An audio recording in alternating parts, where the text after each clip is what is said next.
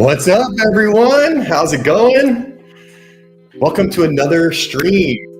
I see we've already got some people commenting. I love that. I love that. Sorry for the delay, guys.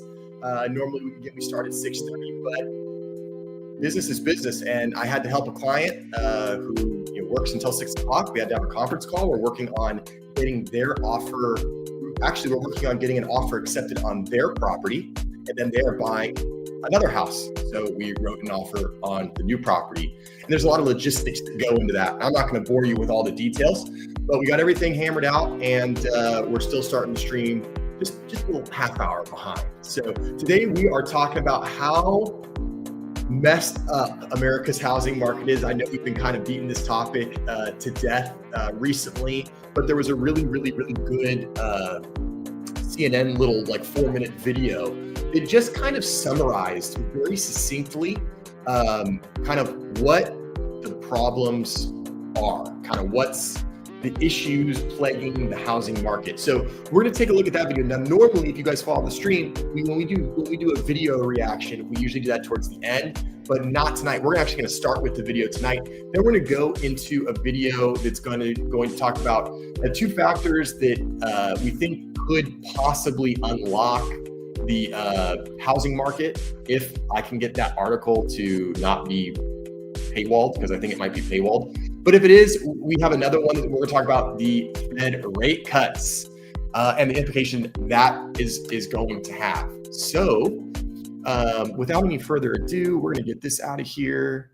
And of course, as always, guys, at any time, if you have any comments, your opinions, let me know what you guys think. I love hearing from you guys. I love talking with you guys and chatting with you guys. So at any time, if you guys have any questions, comments about what we're talking about, or anything else real estate related, hit me with it. If you guys are in a real estate transaction and you got a question and you want to pick my brain, if you're thinking about buying or thinking about selling and you just have some questions or need some advice, let me know. Obviously, I love to talk about real estate. So we're going to get this on the screen really quick. Full screen here. All right, let's do this one. Actually, we'll do this one. All right, so this is from CNN, and this is Fareed Zakaria talking about how messed up the U.S. housing market is. Mortgage rates, yeah, I know, it's difficult right now. We'll see what happens. Obviously, there's still some kind of some uncertainty around the new administration coming in. I think we'll have a lot more clarity come March. I think right before the big kind of spring and summer selling and buying season is going to happen. Hopefully we get some clarity on what's going to happen, see what happens with these tariffs, see what policies Trump actually puts into place, because as of right now, we don't know. But hopefully we'll get some relief on mortgage rates. All right, let's see what Fareed has to say. First off, this is kind of funny. And now so this is Fareed. I want to try to pause it when he's kind of making a good face. So when I first saw this, and this is off topic, guys, so you might think I'm a weirdo, but doesn't this guy kind of look like William Dafoe to me, especially like in what he plays the Green Goblin. William Dafoe, Green Goblin. Okay, seriously, guys, this is weird. Okay, so look at Fareed right now, right? And now look at William Dafoe.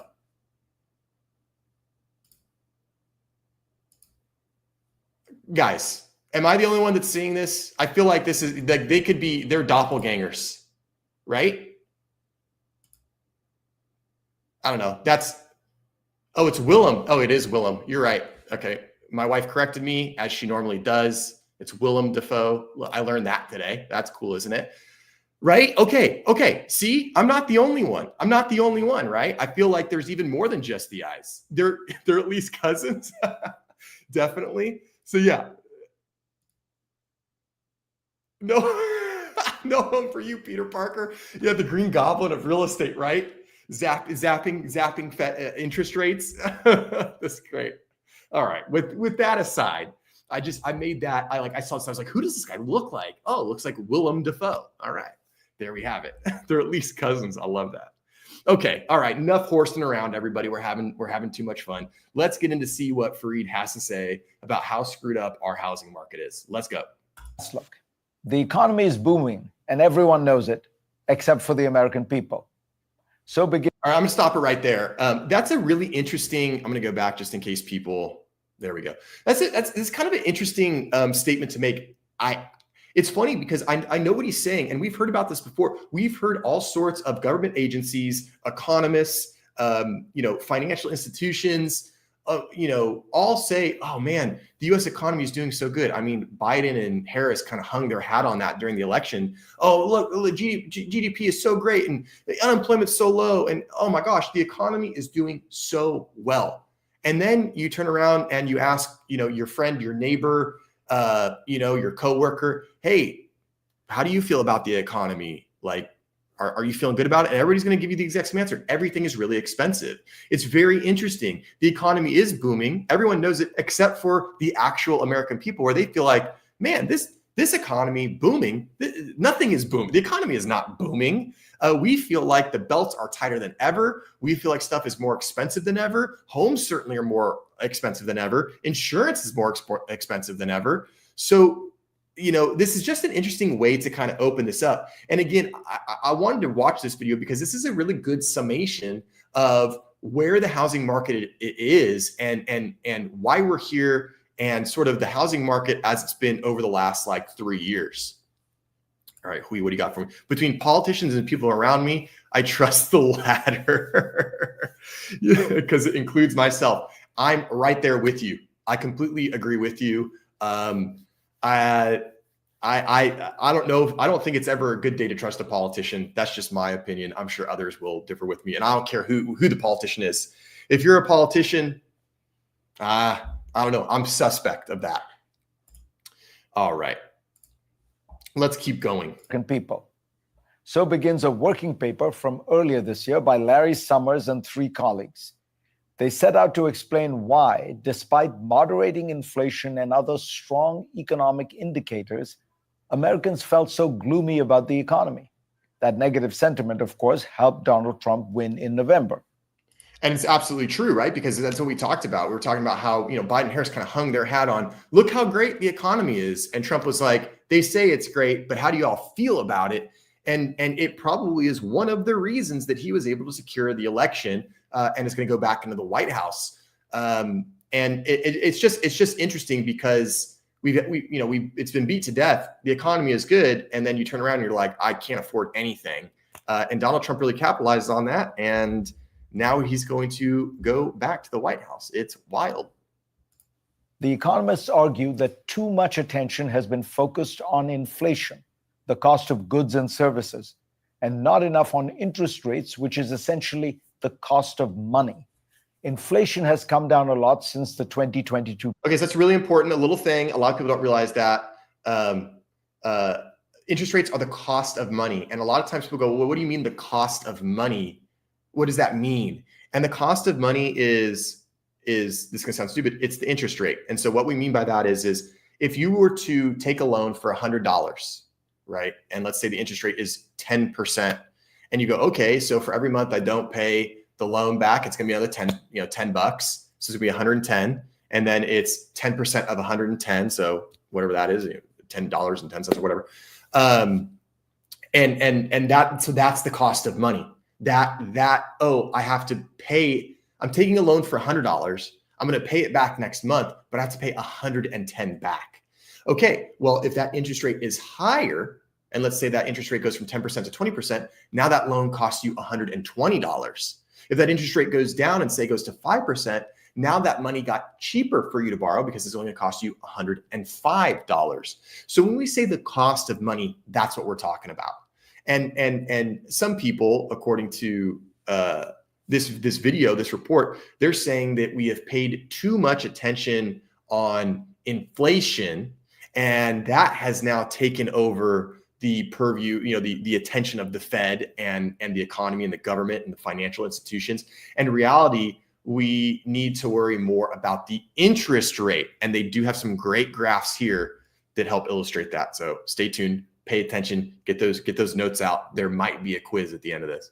Peak, but interest rates are still high, which means it's expensive to borrow money. I'm just going to go back within the 2020, which is essentially the cost of money. Inflation has come down a lot since the 2022 peak, but so this is what they're saying. Oh, this is actually a cool overlay. I paused it at the exact right time. So you can see that they're talking about inflation. Inflation went way, way, way up, all the way up to 9% at the peak. And people are like, holy crap, we can't do this. This is insane. And you'll see when inflation hit its peak, look what the Fed did. Boom. Almost at the same time rates started to go up, which is this line right here, inflation started to go down, right? So now what the point that they're making right now is that inflation is up here, but hey, it's come all the way down and it's reduced. So if inflation has reduced, why are interest rates still here? Why are they still pretty high? Shouldn't this be a little bit further down? That's the point that they're making in this video. interest rates are still high, which means it's expensive to borrow money, whether in the form of a new mortgage, auto loan, or credit card debt. Before 1983, the government used to measure housing inflation differently than today, including by factoring in mortgage rates. There are sensible reasons why the approach was changed. For example, the Fed looks at prices to decide whether to raise interest rates. If interest rates are included as a price, that distorts the picture. Still, so they're talking about how up until 1982, the way that they calculated inflation was different from after 1982. And they're basically talking about how they exclude mortgage rates from that calculation now, but they still kind of take it slightly into effect to make their judgment based on what the Fed needs to do. Still, Summers and his colleagues note that the cost of money does affect how people feel. They calculated that under the old model, the 2022 inflation peak would have been 18% compared to 9% under the current method. Okay, so this is also kind of helpful. So, we said, inflation peaked at 9%. Inflation peaked at 9%, but that's under this new method of calculating inflation. And we think, oh man, it wasn't nearly as bad because if you recall, tons of people, you watching in chat, or if you're a millennial, your parents, ask them about this. But in the mid 80s, we had 16, 17, 18, 19%, huge inflation. And that was under a different method. So these are actually very, very, very similar. This is actually very, very similar here. Oops, hitting the wrong screen. That discrepancy, they found, went a long way toward explaining why consumer sentiment was so bad. Yeah, and really quick, I want to pause this. This is, yes, Hui, you're exactly right. Like, how can you trust them? Because the goalpost keeps moving, right? If they don't, one of the fears of people is like, if they don't have the information that they want, they just modify how they get the information, right? And that's why we say like, you can't just trust any, I read a study that said eating broccoli is bad for you. And it's like, okay, well, if you just read the headline, that doesn't sound right. And then you look and you realize, it's because what we were testing for was this, this, and this. And you go, okay, well, that doesn't make any sense. Like you're just modifying the data and the information to get the result that you want, which in this case, which I know what you're talking about, it's like, okay, well, are you just modifying the method to make it look better than what it actually is? And that makes sense, because if we go back to this chart and the comments in this video say that, we're at 9% inflation. In the old world, the old days, it would have been 18% inflation. 9% is not that much, but why do people feel it so much more? Why is inflation only at 9%, but people feel like it's much higher?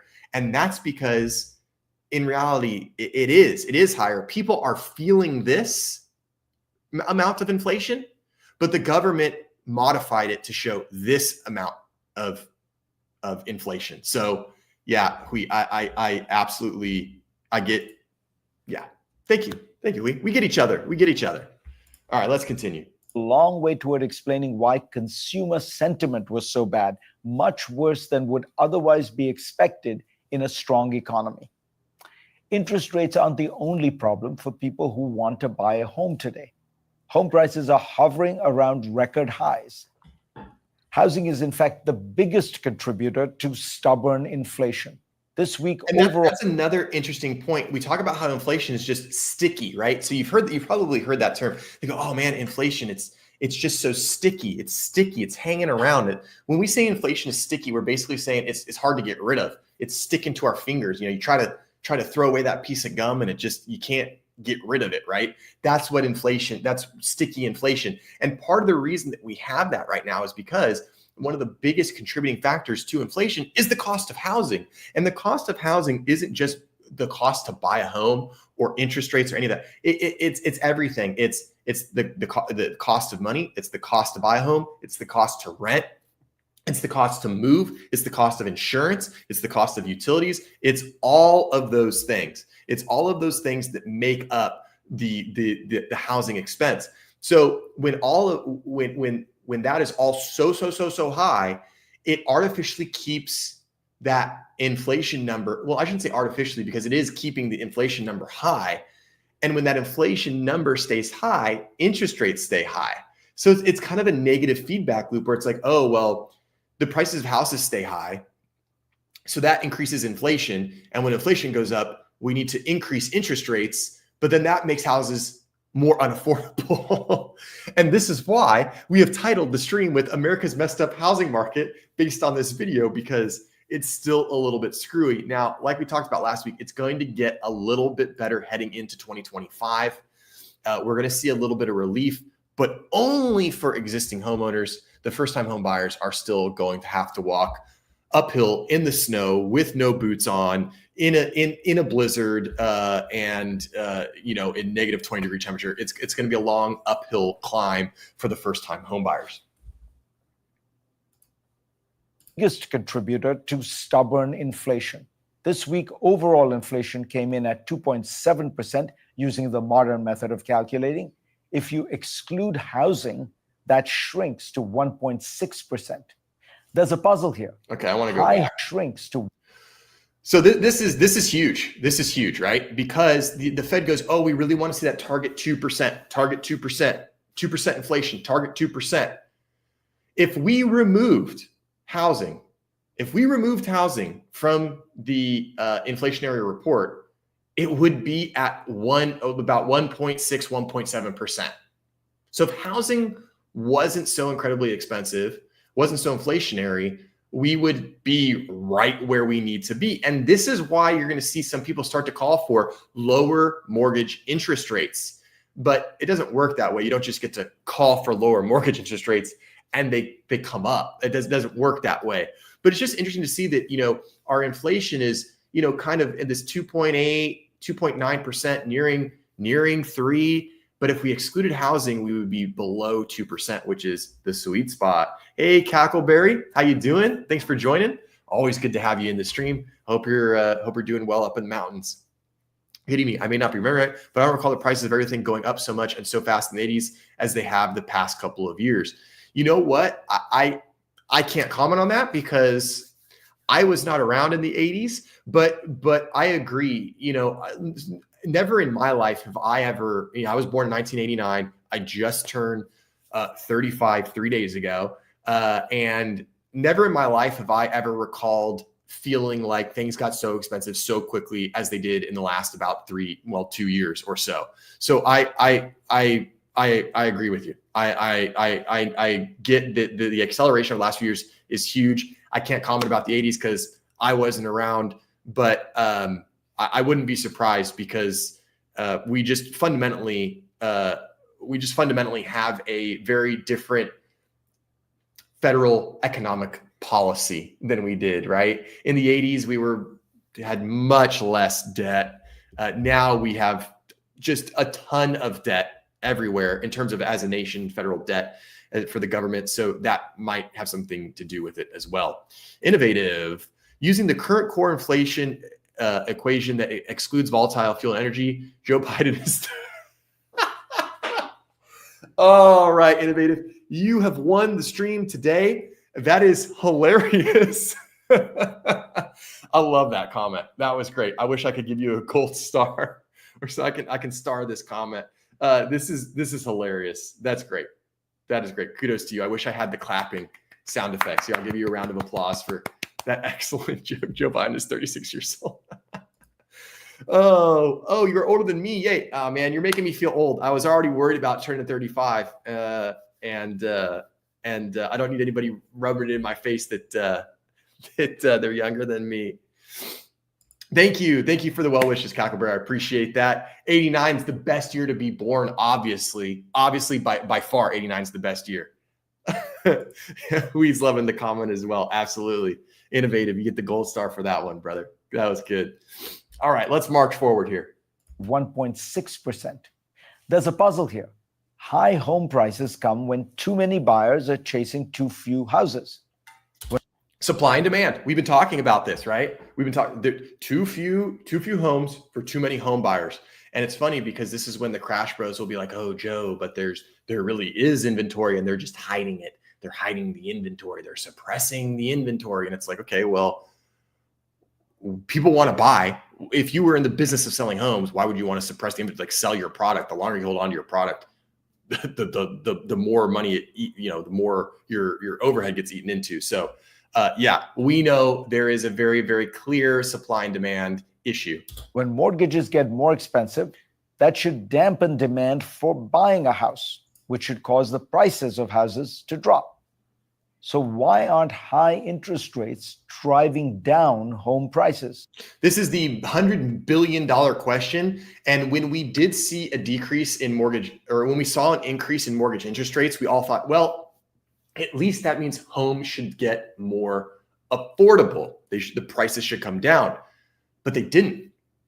Why is that? Well, most likely the reason that happened is simply because we have a huge, huge issue with supply and demand. Even as those interest rates went up and homes got more affordable, if they stayed the same price, but interest rates went up, that means effectively they became less affordable, they became more expensive, right? Because the money is more expensive.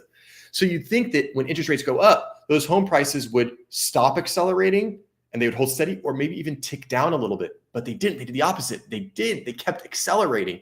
And that was due to a very, very fundamental supply and demand breakdown. Buyers said, hey, listen, I understand mortgage rates went higher. I don't care. I still need to buy a home. I still want to buy a home. I'm still in the market. And enough home buyers took that stance, and there weren't enough homes to fulfill them, that we still saw this very uncharacteristic inverse relationship that talks about how, or that basically is when interest rates go up, these home prices also went up. And that almost never happens. That's a very, very rare occurrence. It's a very rare phenomenon that we very rarely see in the housing market. Well, most houses are already occupied and the owners need to be willing to sell. They'd likely need to take out a mortgage themselves to buy a new home. But many owners enjoy rock bottom rates on their current mortgages, which they locked in years before the Fed started jacking up rates recently. The lock-in effect. So homeowners are sitting tight and waiting for mortgage rates to drop before they put their homes on the market and buy a new home with a new lower mortgage. Now, I will say that the lock-in effect, whenever I say like we, I'm talking about like the industry as a total. I don't necessarily mean like, realtors, but just the housing industry, the financial industry. We do believe that the lock-in effect is going to start to, it's going to start to wane a little bit. It's going to start to wear off a little bit because people can only put off moving for so long, right? We saw 2022 rolled around, interest rates went up, and people were just like, put the brakes on, not doing it. And they're like, oh, we're going to wait for 2023. 2023 rolls around and interest rates remain high. And people are like, nope, still not doing it. Wait for 2024. 2024 rolls around and we get some help with interest rates. But still, for the most part, inventory is still very low in many, many markets across the United States. But I've got news. People can only wait for so long. Keep in mind, some people have been waiting 2.5 years to move. And you can only wait so long. Again, if your family got bigger, you probably need a bigger house. If your family got smaller, maybe you need a smaller house. If your job relocated, you got to move. If someone died, might need to move. So people can only put it off for so long. So we are thinking that the lock-in effect will start to sort of fade into the background. It's not going to go away. People still aren't going to want to give up their great rates. But I will tell you that there are a lot of people out there that have a ton of equity in their home. And they might say, you know what? I want to buy a new home. It's $800,000. I've got $500,000 of equity in my current home. I really don't want to give up my 3% rate to get a 6.5% rate. But guess what? I can take 500 grand from the sale of my home. I can put it in, and I don't even care if I have a high interest rate. My mortgage is so low because I have such a huge down payment from utilizing my equity. And I think we're going to start to see a lot of that. I think we're going to start to see a lot of people go, you know what? Forget it. I've been waiting for too long. Interest rates, they're going to be, 6.4, 6.5, 6.6, probably for most of 2025. I don't want to wait around any longer. I want the bigger house. I want the smaller house. I want the house closer to my family. I want the house closer to the beach. I want the house in the mountains, whatever it is. I think people are going to start to go, you know what? Okay, screw it. I'll take the higher interest rate, but it's going to soften the blow by me putting in all of this money to purchase the house. So yeah, you're not buying it cash. You still got to get a loan, but instead of putting 20 or 30% down and having a big monthly payment, you're able to put 50, 60% down and have a much more reasonable payment regardless of the interest rate. And that's one of the reasons I think we're going to see the lock-in effect sort of start to be less strong, be less apparent in the housing market, which is what one of my article talks about, but it looks like I just got paywalled out of it. So I don't know if we'll be able to read that article. So let's continue with the video. This year, the US is on track for the fewest home sales since 1995. Remember saying, so 2023 had extremely few home sales. 2024 had extremely few home sales. That can only last for so long. People can only put it off for so long before they go, you know what? I got to move for whatever the reason may be. The housing market is thus caught in a catch-22. Donald Trump and J.D. Vance claim mass deportation would improve the situation by freeing up more housing. That could indeed help a bit in the short term, but in the longer term, it could actually raise housing prices because many undocumented immigrants work in construction. Another recent working. Yeah, and when we did the Trump stream a couple weeks back, probably about a month ago at this point, actually, yeah. We kind of went through and we graded some of his policies. We graded the fact, federal land, deregulation, mass deportation. And of all of them, I think mass deportation is probably the silliest when it comes to, is this going to lower house prices? I don't think so. Maybe we might see a slight increase in affordability in rent.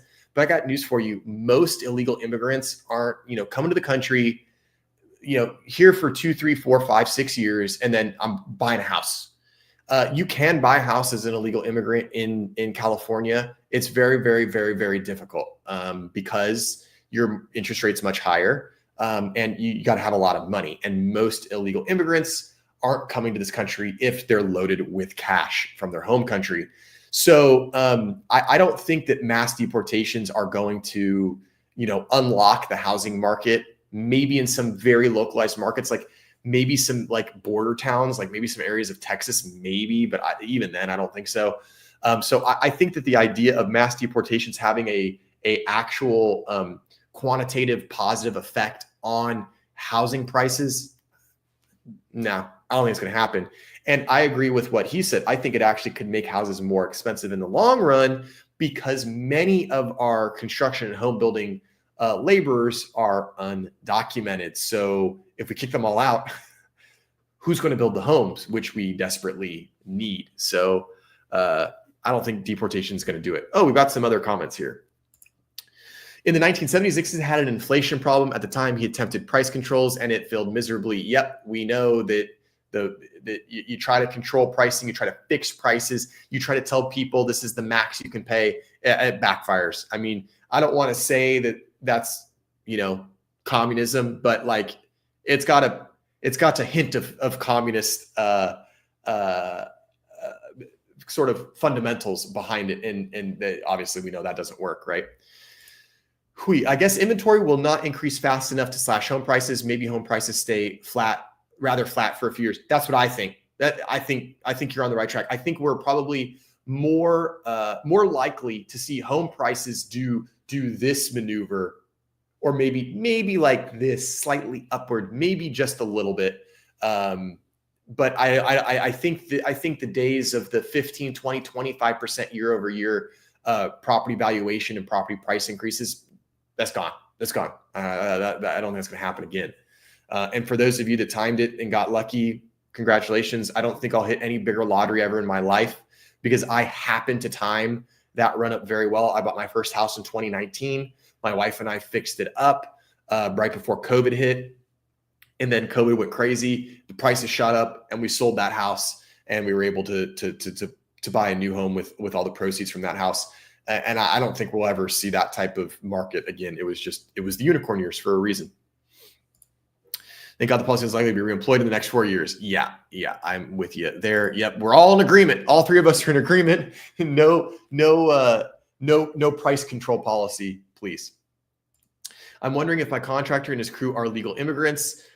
You know what? If the house is built well, they work hard, and they're following your instructions, what's it matter, right? We don't know. Don't ask, don't tell. You don't need to know. Don't worry about it. As long as they do a good job, as long as they're doing what you pay them for, and you like what you get, whatever.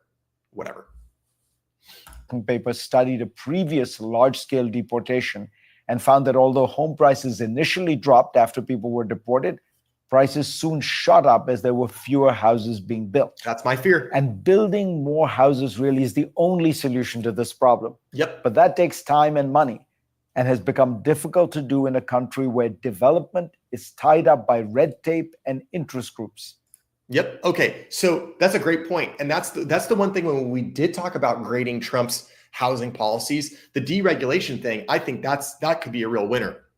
I think the deregulation, getting rid of some of that red tape, getting rid of the permitting fees, the environmental fees, the special interest groups that are trying to control things, that's got to go. That's got to go. I think that's one of the things that's actually reasonable, real, and realistic, and would actually have a somewhat, I don't want to say quick effect, because there's no such thing as a quick effect when it comes to economy or housing. Everything takes time, months, if not years.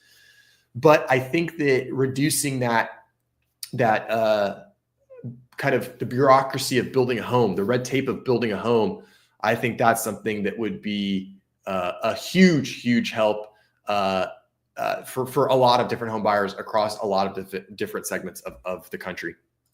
Unfortunately, these zoning laws and other regulations that hold back construction are mostly governed at the local level. So there's no quick fix. And I will say that on that, he's right. Most of those laws are on the local level, but states can enact things that kind of more or less override local laws. And it's a double-edged sword, right? So, you might have experienced this in your town. A developer comes in and says, hey, we're buying this old warehouse. It's abandoned. We're going to knock it down. And we want to build 73 apartment homes or condos or whatever the heck, right? And everybody goes, oh no, it's going to be too much traffic, and the schools are already impacted, and we don't have enough parking, and all these reasons to not build it, right? And your local government might say, well, you need to do, the builder has to do this study, this survey, you have to pay this fee, that fee, whatever. And then all of a sudden they're like, you know what, forget it. I'm not building.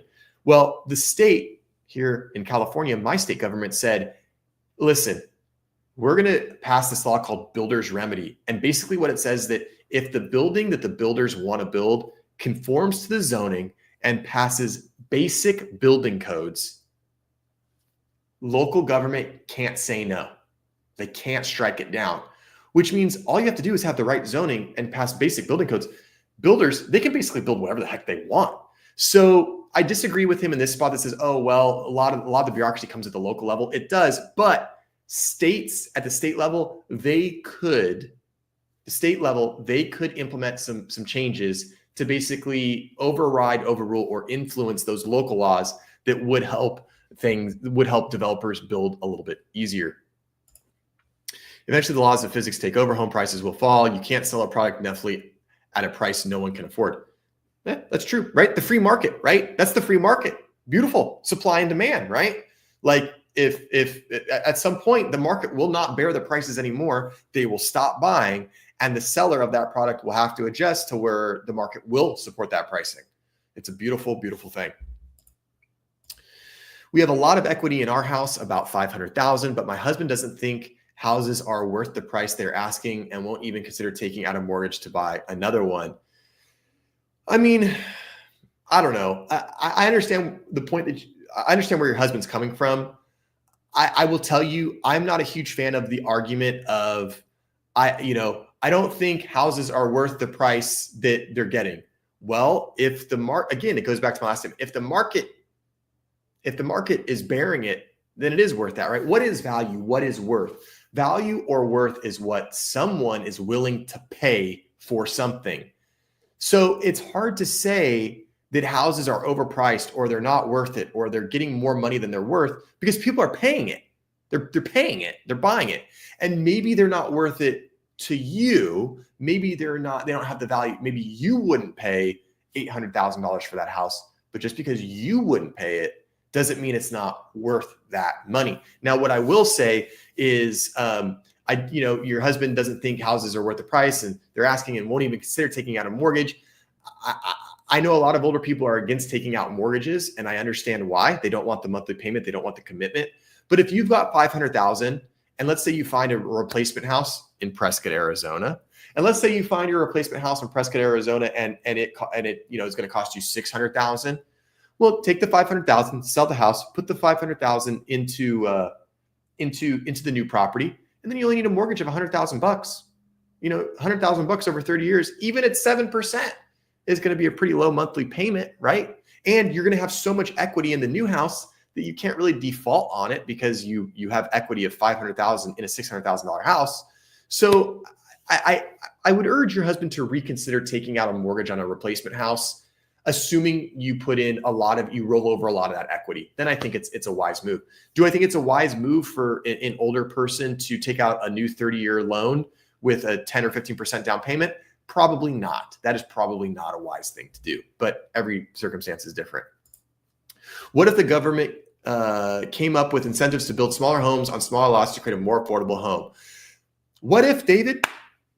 What if? I think that's a great freaking idea. I think personally that when a builder builds a tract, let's say the builder is building 100 homes, I think there should be a law that says that 25 of those homes need to be priced at the median income in the county that they're building them in.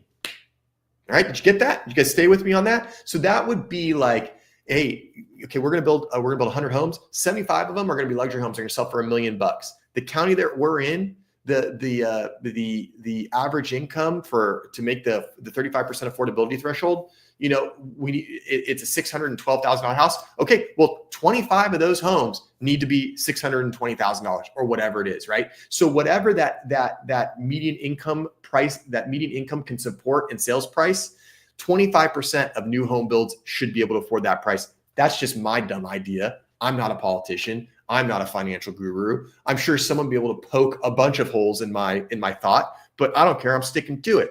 I think it's a good idea, but I agree with you, David. I think if there were some incentives, maybe some tax incentives where, hey, if you build a home under 1,200 square feet, the government won't tax the home builder, a certain amount. I don't know, but I think definitely we need to do something to get some smaller homes built because they will, by default, be more affordable.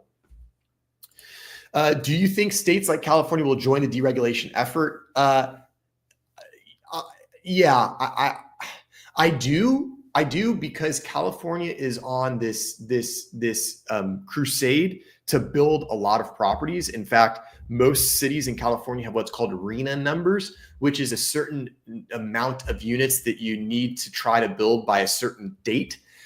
So California is really incentivizing communities and cities to build new homes because they want to alleviate the housing shortage. So it would be kind of hypocritical of California, which wouldn't be the first time this happened, but it'd be kind of hypocritical for California to say, you know what, we want more homes to be built. We want to see people build more homes, but we're not going to make it easier for builders to build homes. I do think California will probably join in on deregulation of the bureaucracies, but I don't know to what extent, right? Because California's got the whole environmental thing where, heaven forbid, if you pick up a rock, you could be endangering the habitat of an ant or something, and so we have to do a study. So California is very environmentally friendly. I don't know how far they'll go, but I do think something will happen. I tried to explain this to him, but he keeps thinking about what we could have bought for that much money years ago. Hindsight's 2020. It always is. There's no point to think about what you should have done 1 year ago, 5 years ago, or 10 years ago. We could do that with anything. 10 years ago, I should have bought way more Bitcoin. 10 years ago, I should have bought way more real estate.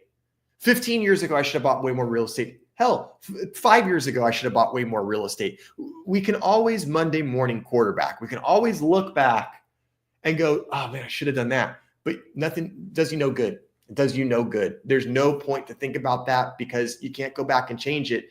And the good thing is okay, you know what? I feel like I made a mistake by not doing that. I'm going to learn from that and try to not repeat that in the future. That's the only thing that you can do, but you can't go back and you can change anything. So yeah, he's kind of, hopefully he'll get off of that because that's not doing him or you any good with it. What about allowing manufactured homes on actual lots instead of in parks where the owner is forced to lease the lot? I think, yeah, that's a great thing. Right now, the only option you have for that is you'd have to buy your own plot of land and then put a manufactured home on there. But I could certainly see, an area where it's like, you know what, we're going to actually build a little community with manufactured homes. And it's going to be like your communities that DR Horton builds, that KB Homes builds, that Lennar builds. But instead of being 2-story, 2,000 square foot, 4-bedroom homes, they're going to be 1,400 square foot manufactured homes. I think it's a great idea. I think that would be a wonderful thing to do. Unfortunately, I think we're probably not seeing it because it probably doesn't make builders enough money, unfortunately. In areas of the country like California, where land is so exorbitantly expensive, I don't know if that model would work. But I think in other states where maybe land is a little bit more affordable, I think it definitely could have some merit to ease the affordability issue for sure. Hey, that's okay. New things look odd. I'm sure that people thought that, in the night, like when I was in middle school, everyone had their hair in spikes with gel. I'm sure that looked odd to people, but whatever, right? It's a fad. It moves on and people accept it. It's whatever. So if it works, if the housing works for people, if it's affordable, so what if it looks odd? That's my opinion. Okay, let's see what Elon's going to do about this. So there's no quick fix. If only Elon Musk could bring his DOGE, or Department of Government Efficiency, to every city and town across America to unleash new construction. That would make most Americans feel that good times were back. So, it's interesting. I saw that and I just, I kind of liked it. I thought it was a good summation of kind of where we're at, where we've been, where we're headed. And just a very good succinct way to figure out like really how messed up the housing is. Like that's a great video to show maybe some of your older family members, maybe some of your, if there's any millennials in the chat and they're trying to convey to maybe some boomers how difficult it is. That's a great video to show them, so that they can have a better understanding. But it's just, it's just difficult right now. All right, what do you got, Cackleberry? Most lots we looked at only allow site-built houses. We would be happy to buy a lot and put a modular house on it, but zoning won't allow it. And that's where we have the problems with zoning, right? Zoning, local, CCNRs, commands, covenants, and restrictions for neighborhoods, city ordinances that say, oh, you can't have a tiny home or you can't have a manufactured home on a lot, or a minimum size. That's one of the stupidest things. Oh, your home has to be a minimum of 1,000 square feet in order to build here. It's like, well, why? What if I don't want that? So that's a good point, Cackleberry, that, it's just sometimes your hands are tied. You can't do anything. And that's where hopefully this deregulation thing comes into play and we actually see some laws change and open things up. But we'll just have to wait and see. All right, guys, we are coming up on 45 minutes in the stream. I want to just very, very quickly go over the Fed cut because we did have a Fed rate cut today by a quarter basis point, 25 basis points. And it's going to affect things a little bit. I'm not going to hit this article too hard simply because it's a little bit more like financial related than it really is talking about like mortgage interest rates. And I'm not a financial channel or guy. So, but really quickly, I just want to go over some of this, the major stuff, and then we'll get out of here. The Federal Open Market Committee cut its overnight borrowing rate to a target range of 4.25 to 4.5, back to the level where it was in December of 2022. Today was a closer call, but we decided it was the right call, Chair Jerome Powell said. The Fed indicated that it probably would only lower twice more in 2025, according to the new closely watched dot plot matrix of individual members' future rate expectations. So if you recall, in about September of 2024, we're like, oh, the Fed's going to cut rates 3 times this year, and they're going to cut rates 5 times next year, and it's going to be crazy. Well, they only cut rates a total of 2 times this year, I think. My memories, someone correct me if I'm wrong in the chat. But it was only 2 times this year, and it's only going to be 2 times next year. Oh, I'm glad you brought this up. Mortgage News Daily reported 7.3. Yep. And that's the same thing that happened last time. Very interesting. Very interesting. Hopefully we'll get some relief, and hopefully those mortgage rates will go down as we get past the holidays into the new year. I'm really hoping for those mortgage rates to tick down a little bit once Trump gets into office and we finally see what he's actually going to do.